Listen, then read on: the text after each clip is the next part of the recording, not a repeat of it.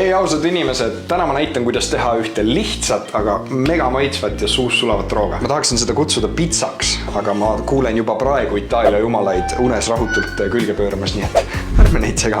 Alustame mahlaste kirstomatitega, mille hulka viskame mõnusalt värvilise härmavilja köögivilja segu. Tihti küsitakse minult, et mis on su see go-to toit, mida tavalisel päeval valmistada. Ja ma ütleks, et siin roos on nagu kõik head asjad olemas. Siin on piisavalt juurvilju, mille me paneme omavahel maitsetega tantsima. Seda on mega lihtne teha.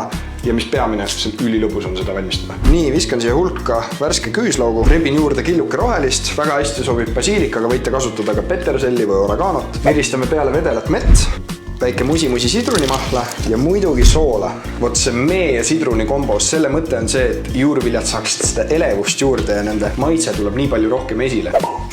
Heldelt oliiviõli, mina sellega kunagi ei koonerda.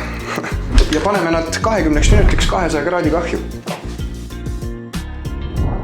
See retsept on originaalis legendaarse Jamie Oliveri kirja pandud, aga ma panin siia väikse oma touchi juurde, nii et see tuleb maagiline. Nüüd on juurviljad väikest värvi saanud, vaadake, ja ma rebin siia juurde mozzarellat, mis sulab siin mõnusalt ära.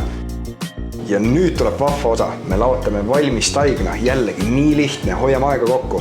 Laotame selle siia peale ja tõmbame talle naksti hõlmad kokku, et taigen püsiks siin ümber. Viskame uuesti 40 minutiks 180 kraadi kahju ja siis ma näitan teile pead püritavat trikki.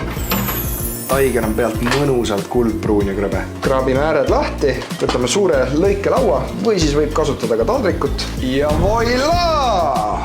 Meie pitsa on valmis show varastama. Peale rebin värsket mozzarellat, siis on seda sulavat juustu ja natukene ka külma, ideaalne balanss. Lisan lohakalt veidi pestot ning kõige tipuks niristame peale balsaamikot ja värskeid basiilikulehti. No pitsa ta ei ole, mina tituleerin ta tagurpidi uperkult pirukaks. Kujuta ette mahlakat tampsu, krõbeda ääre ja veniva juustuga. See on kõik siin olemas.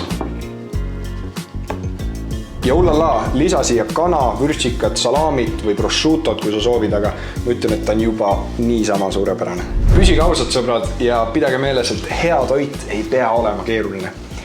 Mina enam ei oota.